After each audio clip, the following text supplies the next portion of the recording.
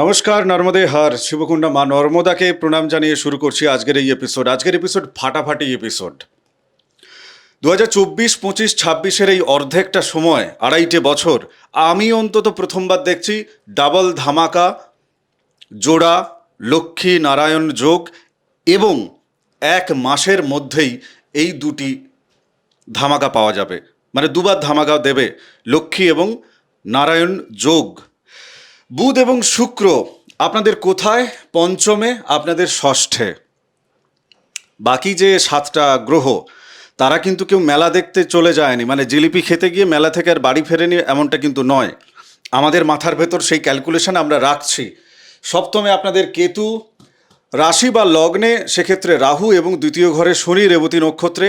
এটা কিন্তু আমরা মাথায় রেখে লক্ষ্মী নারায়ণ যোগের যে ফলাফল এই জুন মাসের নিরিখে আপনারা কতটা কোন দিক থেকে ভালো খুঁজে পাবেন আর কতটা ভালো কোন দিকে খেয়ে চলে যাবে, সেই জায়গাগুলোকে কিন্তু আলোচনা করব বাস্তবের মাটিতে দাঁড়িয়ে। তাহলে বুঝতেই পাচ্ছেন। বিধিবদ্ধ সতর্কীকরণ হিসেবে আমি একটি অনুরোধ আপনাদের কাছে রাখি, যারা নিজের জীবনকে নিয়ে সিরিয়াস আছেন, যে আমি জানতে চাই যে আমার জীবনের প্রেক্ষাপট কোন দিকে, আমি কোন পথে গেলে সফলতা পাবো, কেবলমাত্র তারাই যোগাযোগ করবেন, নতুবা যোগাযোগের প্রয়োজন নেই। এপিসোডের মাধ্যমে আপনার সাথে যেমন আমার সংযোগ আছে, সম্পর্ক আছে, এনলাইটেড হচ্ছেন, বুঝতে পাচ্ছেন, এটাই থাক। এই চ্যানেল আপনার, তাই আপনি সাবস্ক্রাইব করুন। আমরা আলোচনায় যাই। আমার প্রথম প্রশ্ন তোমাকে, নবমপতি, অষ্টমপতি, পঞ্চমপতি এবং চতুর্থ ঘরের অধিপতি বুধ শুক্রের কম্বিনেশন। প্রথম প্রশ্ন, মাথাটা নষ্ট হয়ে আছে নিজের। লক্ষ্মী নারায়ণ এই যোগটা উনি নিজে চিনে উঠতে পারবেন? মানে ঠাকুরকে দেখে ভূত দেখার মতো অবস্থা হবে না তো? একটা কথা বলি, প্রথমে যে লক্ষ্মীনারায়ণ যোগ তৈরি হচ্ছে না, সেটা দেখো প্রথমের জুন মাস নিরিখে বলছি, জুন মাসের প্রথম সপ্তাহে কোথায় হচ্ছে? পঞ্চম স্থলে হচ্ছে। হ্যাঁ। কার ঘর? বুধের নিজের ঘর। কাকে নিয়ে করছেন? চতুর্থপতি নবমপতিকে নিয়ে তিনি করছেন, নিজে অবশ্য তিনি অষ্টমপতি হয়ে পঞ্চমে বসে। তাহলে এই জায়গাটায় প্রথমে কি হবে? সাফল্য, প্রবল সাফল্যের মুখোমুখি হতে চলেছেন। কোন কোন দিক থেকে? প্রথমত পারিবারিক দিক থেকে একটা সাফল্য, পরিবারের আমিও সদস্য, হ্যাঁ, সেখান থেকে একটা সাফল্য। হ্যাঁ, একটা ভাগ্যের সহায়তায় সাফল্য।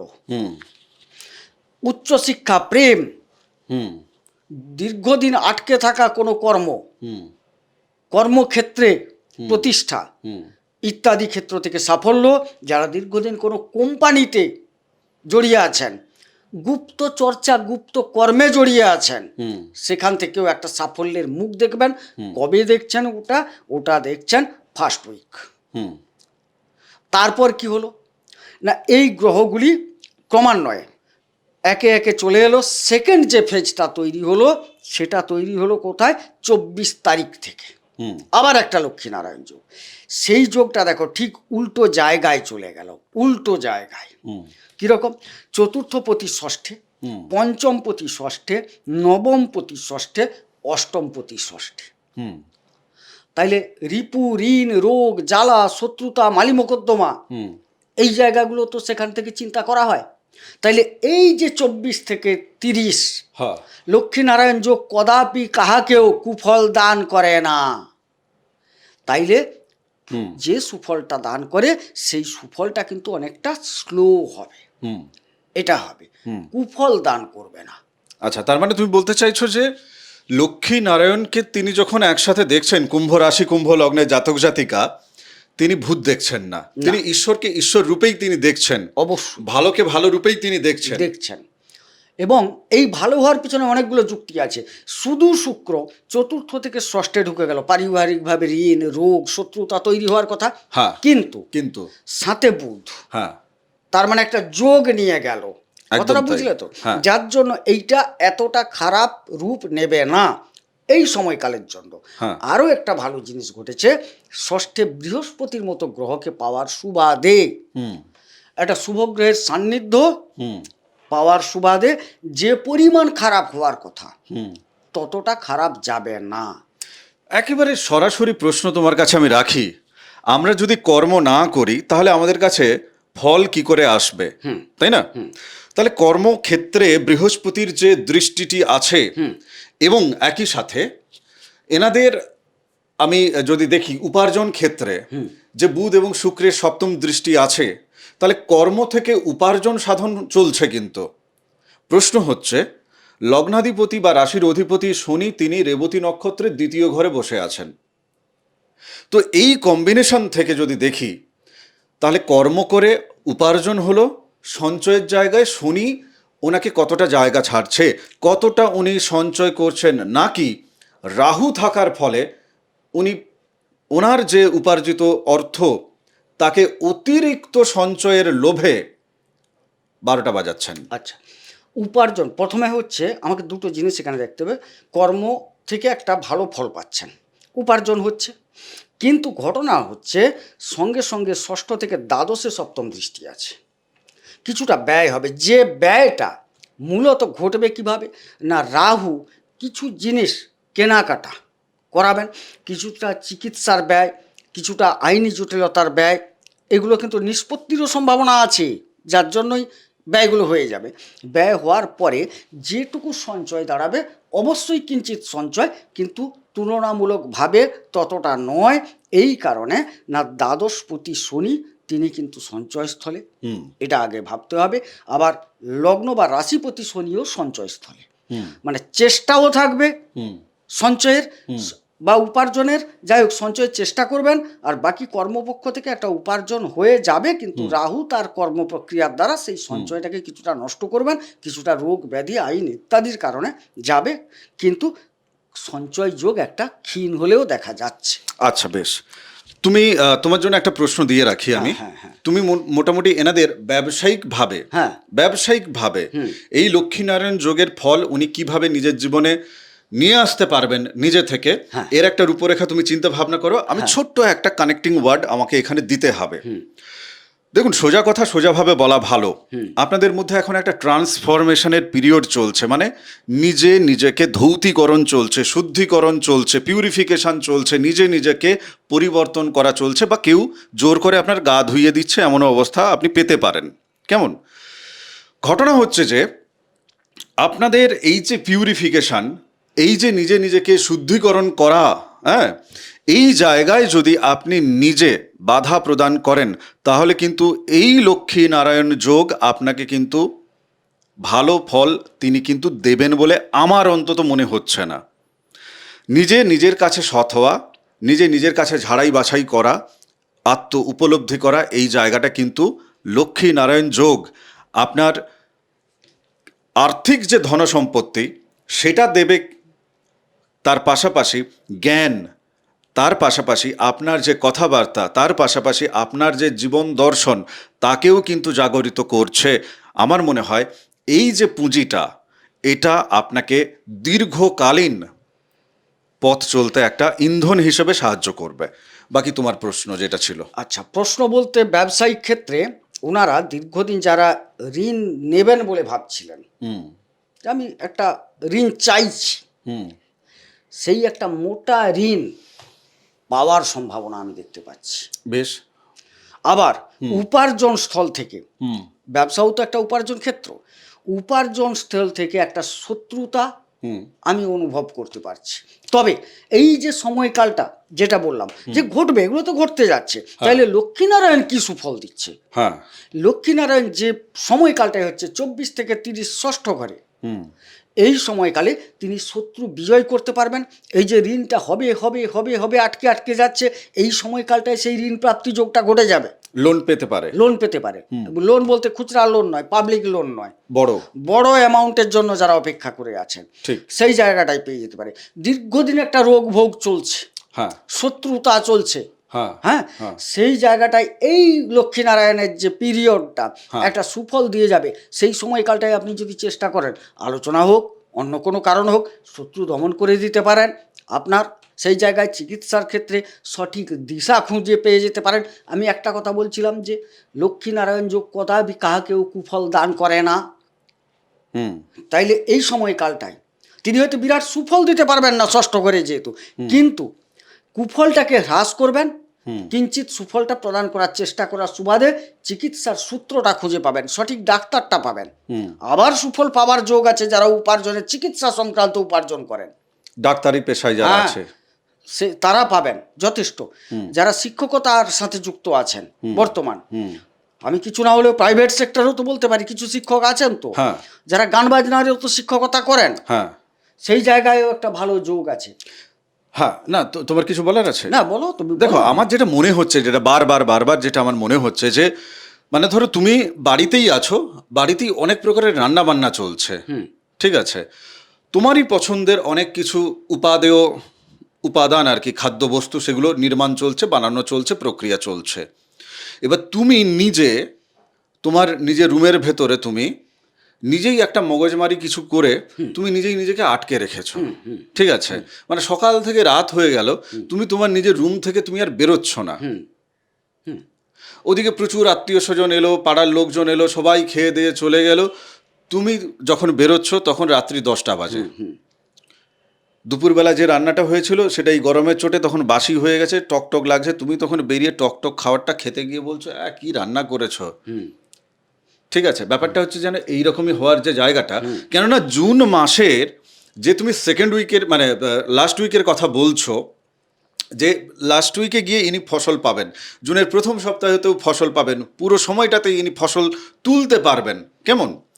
তো এনার আমার মনে হচ্ছে, রাহুকে দিয়ে মনে হচ্ছে আমার, এবং শনি যেহেতু দ্বিতীয় ঘরে বসে দৃষ্টি দিচ্ছে, তার তৃতীয় পঞ্চম যে দৃষ্টি আছে, যেটা না, ষষ্ঠ, তৃতীয় দশম সপ্তম, তৃতীয় সপ্তম দশম, তিনটে দৃষ্টি শনির। হ্যাঁ, তো সেই জায়গা থেকে যেটা আমার মনে হচ্ছে, যেটা যে উনি নিজে কতখানি, ওনার জন্মছকে শনি যদি ভালো না থাকে, হ্যাঁ, রাহু যদি খারাপ তারা পেয়ে যায়, তাহলে এই জায়গাটা ওনার জীবনে কিন্তু হবে, মানে ওনার মনে হবে যে হ্যাঁ ঠিক আছে, ঝড় একটা হচ্ছিল, বেশ বাতাস একটা উঠেছিল এই গরমের মধ্যেও, কিন্তু আমি পেলাম না, আপনার জানালা দরজাগুলো বন্ধ রাখা ছিল। ঘটনাটা হচ্ছে, রাহু যখন লগ্ন বা রাশিতে বসবে না, তার প্রথম কাজ হচ্ছে তোমাকে ভ্রমিত করবে, তোমাকে প্রথমে ভ্রমিত করবে, হ্যাঁ, তোমাকে উত্তেজিত করবে। এই যে জায়গাটা, হ্যাঁ, রান্নার ব্যাপারটা কিরকম জানো তো, রান্না মনে হচ্ছে এত তাড়াতাড়ি হয়নি, রান্না কিন্তু প্রথম পংক্তি খেয়ে উঠে গেল, এর মনের মধ্যে ভ্রম আছে, আরে ছখানা তরকারি হবে না, না এত তাড়াতাড়ি রান্না হয়নি, রাহু মোবাইল চালাচ্ছে, আমি একটা উদাহরণ গল্পের আকারে দিচ্ছি, চলো আমি বাস্তব থেকে দেব। এবারে মোবাইল চালাচ্ছে, দিয়ে ভালো একটা ফিল্ম দেখছে, আচ্ছা ফিল্মটা শেষ হোক না, হ্যাঁ এতক্ষণে নিশ্চিত প্রথম পংক্তিটা বসে গেল, কিন্তু সেটা চতুর্থ পংক্তি, আচ্ছা তারপর বেরালো সে অনেক দেরিতে, বইটা শেষ হতে, এসে দেখলো খাদ্যের জায়গায় শনি, তার শনি মানে খাদ্যটাকে তো খারাপ করছে, ড্যামেজ হয়ে গেছে, তারপর তার যে বিচক্ষণ বুদ্ধি, রাহুর দ্বারা উত্তেজিত ভাব, হ্যাঁ নিজের প্রভাব প্রতিপত্তি, হ্যাঁ তোমরা তো আমাকে ডাকতে পারতে, বলতে পারতে, হ্যাঁ যেন বাড়ির কুটুম এসছে, নিজের বাড়ির বড় ছেলে, তার বাড়িতে অনুষ্ঠান, না তখন বাবা মার সাথে একটা লিটিগেশন তৈরি হয়ে গেল, না বা অন্যান্যদের সাথে, যে সবাই খেয়ে নিল, তুমি বাড়ির লোক, তুমি খাওয়া দাওয়ায় সহযোগিতা করবে, দেখভাল করবে, কি তুমি বাড়ির ভেতর দরজা বন্ধ করে বসে আছো।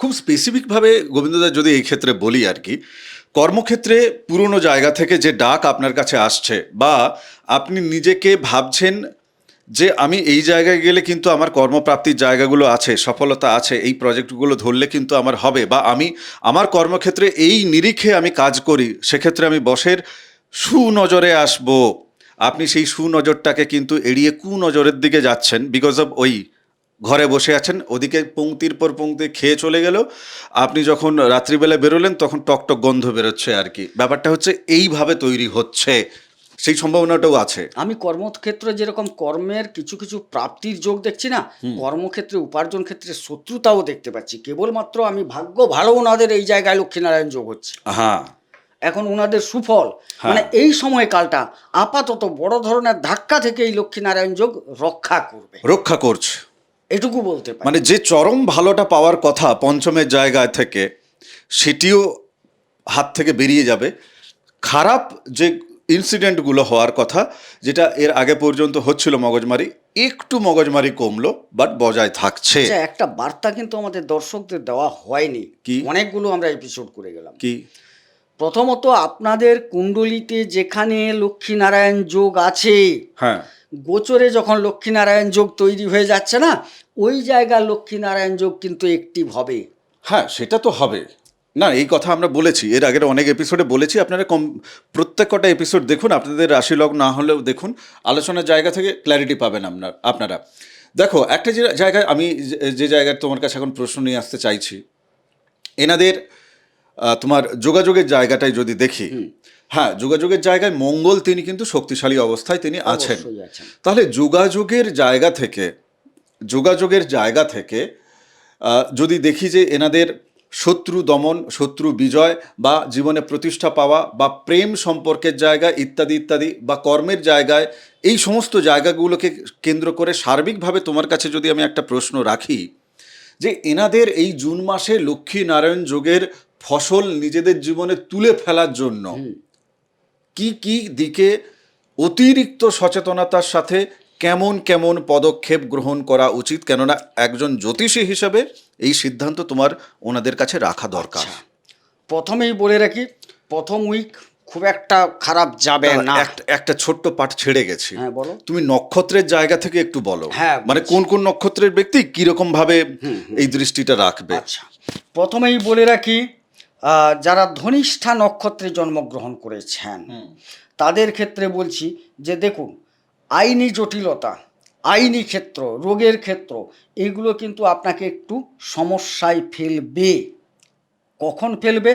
ফার্স্ট উইক ফেলবে, মানে প্রথম যে 15 দিন মতো, 19 তারিখ পর্যন্ত। তারপরে কিন্তু অনেকটা ভালো ফল পাবে। আচ্ছা, শতভিসার ক্ষেত্রে প্রথম মোটামুটি ঠিক থাকলে ভালো থাকবে, ভালো ফল পাবে, মানে প্রথমটা। সেকেন্ডে কিন্তু, সেকেন্ড যে ফেজে আমার লক্ষ্মীনারায়ণ যোগটা হচ্ছে, সেখানে কিন্তু আমরা বলবো না, একটু সতর্ক থাকুন। যদিও লক্ষ্মীনারায়ণ এতটা আপনাকে ক্ষতি করতে দেবে না, কিন্তু আপনাকে তাও সচেতন থাকতে হবেই এই সময়। এটা কোন নক্ষত্রের জন্য বলছো? এটা দেখুন, বৃহস্পতি বসে আছে বিপদ তারায়। না, কোন নক্ষত্রের নিরিখে ফলটা বলছো? আচ্ছা, নক্ষত্র তো পূর্ণবাসু, কিন্তু ওনাদের যে নিরিখে সেটা হচ্ছে বিপদ তারা। আর সেই বিপদ তারা, হ্যাঁ বলো। না, আমি বলছি যে মানে কুম্ভের তো 3টে নক্ষত্র। হ্যাঁ, শতভিসা নক্ষত্রে যাদের জন্ম তাদের জন্য এই ফলগুলো। হ্যাঁ, আর যেটা পূর্ব ভাদ্রপদ নক্ষত্র, সেক্ষেত্রে কিন্তু খুব একটা খারাপ যাচ্ছে না, তবে সেক্ষেত্রে সঞ্চয় ক্ষেত্রটাকে একটু সাবধানতার সাথে অতিক্রম করতে হবে। আচ্ছা, মানে সঞ্চয়ের ক্ষেত্রে অতিরিক্ত লোভ, এই জায়গাটা আপনি ত্যাগ করুন। স্ট্যাটিক যে জায়গাগুলো, ফাউন্ডেশন যে জায়গাগুলো আছে, যেমন ধরুন আপনার মানে ফিক্সড ডিপোজিট ইত্যাদি ইত্যাদি, এইরকম জায়গা থেকেই আপনি যান। বা আপনি জমি জায়গা কেনার দিকে এখন কি তাকাবে? না, এই মুহূর্তে না যাওয়াই ভালো, তবে 20 তারিখের পর একটু ভাবতে পারে। ঠিক আছে, তো ওই নিরিখে মানে যে জায়গাগুলো শেয়ার মার্কেটের মতো জায়গায়, কিন্তু তুমি কার ক্ষেত্রে বলছো? পূর্ব মানে হ্যাঁ, শতভিসার ক্ষেত্রে প্রথম যে দিকটা ভালো যাবে। না, তারপরেরটা কি বলবো? পূর্ব ভাদ্রপদের ক্ষেত্রে মানে সঞ্চয়ের জায়গাটায় আপনারা এরকম স্ট্যাটিক যে জায়গাগুলোতে রিস্ক নেই, এই জায়গাগুলোকে চিন্তা ভাবনা করুন। এবং আর একটু বলে রাখি, এই পূর্ব ভাদ্রপদের ক্ষেত্রে যদিও রাহু বসে আছেন রাশি বা লগ্নে, কিন্তু এখানে তাদের পরাক্রমতা তাদের উন্নতিতে অনেকটা সাহায্য করবে। আচ্ছা, তাহলে এই যে শেয়ার মার্কেটের জায়গায় যদি বলি, রাহু তো শতভিসাতেই তিনি এখন আছেন। হ্যাঁ, তো তাহলে যাদের শতভিসাতে জন্ম হয়েছে, শতভিসা নক্ষত্র জন্ম নক্ষত্র, তাহলে তারা নিশ্চয়ই শেয়ার বাজারের দিকে ভালো ফল পাবে। না, এটাই তো খেলা। আচ্ছা, ওই খেলা থাক, এর পরের নক্ষত্রে চলো। বললাম তো 3টা নক্ষত্র। না, আরেকটা যায়নি। ধনিষ্ঠা প্রথমে বলে দিলাম। ধনিষ্ঠার ক্ষেত্রে একটু বলো। হ্যাঁ, ধনিষ্ঠার ক্ষেত্রে ফার্স্ট হাফ 19 তারিখ পর্যন্ত সাবধান। তবে হ্যাঁ, রাহুর দ্বারা অবশ্যই কিঞ্চিত আর্থিক উন্নতি হবে। আর্থিক উন্নতি হবে রাহুর জন্য। আর লক্ষ্মীনারায়ণ যোগ যেহেতু ষষ্ঠে আছে, আর্থিক উন্নতির দিকগুলো ষষ্ঠ থেকে যা পাওয়ার কথা, আইনি দিক থেকে পাবেন, চিকিৎসার দিক থেকে পেয়ে যেতে পারেন, বিভিন্ন রকম যে প্রচারমূলক কাজ যেগুলোকে বলে অ্যাডভার্টাইজমেন্ট, মার্কেটিং টার্গেটিং থেকে একটা ভালো ফল পাবেন বুধের মতো। আর যারা বসে আছেন আপনার কি বলবে অভিনয় ক্ষেত্র, এই জায়গায় সেখানেও একটা ভালো ফল পাওয়ার সম্ভাবনা, পাবেন বলবো না, পাওয়ার সম্ভাবনা আছে। লাস্ট নোটে একটা কথা, এক্ষেত্রে গোবিন্দদার কাছে আমি আর পৌঁছচ্ছি না, কমপ্লিট যাচ্ছি। বুধ শুক্র আপনার জন্মছকে একত্রে কোথাও যদি নাও থাকে, তারা যদি সমসপ্তমে থাকেন, মানে জাস্ট ছোট্ট করে একটা উদাহরণ দিই, ধরুন এখানে বুধ আছে, ওখানে শুক্র আছে, তাহলে তাদের সমসপ্তম দৃষ্টি তৈরি হচ্ছে। এই ক্ষেত্র থেকেও কিন্তু আপনারা যেখানে অবস্থান করছে সেই ঘরের নিরিখে ভালো ফল আপনারা কিন্তু পাচ্ছেন। আজকের এপিসোড আমি এখানেই বিরাম দিই। আপনাদের যাদের মনের ভেতর নিজের জীবনকে নিয়ে সিরিয়াসলি প্রশ্ন আছে, তারা কেবলমাত্র হোয়াটসঅ্যাপ করবেন। বাকি ভিডিওতে এইভাবে আপনার সাথে আমাদের সংযোগ থাকুক। আপনি চ্যানেল সাবস্ক্রাইব রাখুন, নোটিফিকেশান পেতে থাকবেন, এনলাইটেড হতে থাকবেন। আমরাও আপনাদের কাছ থেকে কমেন্ট বক্সের মাধ্যমে যদি কোথাও আমাদেরকে আপনি পরামর্শ দিতে চান, সেই জায়গাগুলো অবশ্যই দেবেন। আমরাও সেক্ষেত্রে এনলাইটেড হব। আপনাদের থেকে সুপরামর্শ পেলে আমাদের এই প্রোগ্রাম, এই আলোচনা, এই এপিসোড দুজনের মধ্যেই কিন্তু একটা ডেভেলপমেন্ট চলতে থাকবে। কেমন? যাদের জন্ম তারিখ, জন্ম সময়, জন্মস্থান, জন্মবার এগুলো কিচ্ছু জানা নেই, না জন্মস্থান তো জানা থাকবে আপনার। তো সেক্ষেত্রে যাদের ডিটেলস জানা আছে তারা হোয়াটসঅ্যাপে পাঠিয়ে দেবেন। ফিজ অবশ্যই লাগবে। উইদাউট ফিজ গণনা করার মতো বয়স নেই, ও বয়স আমরা পেরিয়ে চলে এসেছি। আর যাদের হাতের ছবি দিয়ে হাতের গণনার মাধ্যমে জানার আগ্রহ আছে, মানে তাদের ডেট অফ বার্থ, এসব টাইম অফ বার্থ এগুলো জানা নেই, জন্ম সময়, জন্ম তারিখ এসব কিছু জানা নেই, হাতের ছবি হোয়াটসঅ্যাপে পাঠাবেন। আমাদের সাথে আপনার ফোনেই কথা হবে। এইভাবেই কয়েক হাজার লোকের প্রেডিকশন আমরা করে ফেলেছি। তো সামনাসামনি দেখা হওয়ার কোনো গল্পই নেই। চাই আপনি প্রতিকার নিন, দেখান না দেখান, প্যারামিটার চেঞ্জ হচ্ছে না, ওভার টেলিফোনেই হবে। কেমন? ভালো থাকুন, সুস্থ থাকুন, ভক্তির পথে থাকুন। তপভূমি নর্মদা, মা নর্মদার যে মাহাত্ম কথা অডিও সিরিজ আছে এই চ্যানেলে আপনাকে শোনার জন্য আমি অনুরোধ জানাচ্ছি। পিডিএফ কপি নর্মদাষ্টকম আপনারা নিচ্ছেন ফ্রি অফ কস্ট। তো যাদের প্রয়োজন আছে আমাকে হোয়াটসঅ্যাপ করবেন, ওটা ফ্রি অফ কস্ট, কোনো ব্যাপার না। নমস্কার, নর্মদে হার। নর্মদে হর।